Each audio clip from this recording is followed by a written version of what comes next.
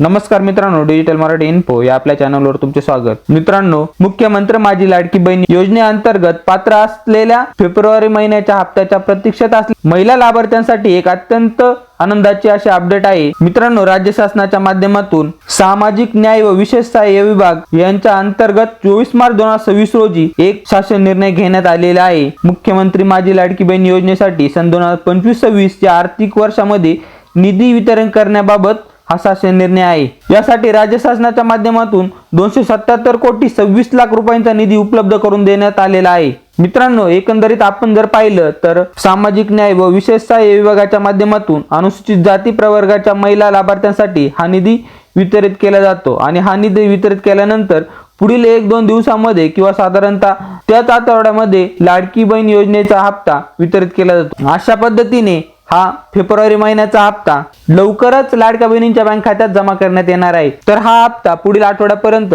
सर्व पात्र लाडक्या बहिणींच्या बँक खात्यात जमा करण्यात येणार आहे। हा महत्त्वपूर्ण व्हिडिओ आपल्या सर्व लाडक्या बहिणींपर्यंत नक्की शेअर करा। धन्यवाद। जय हिंद, जय महाराष्ट्र।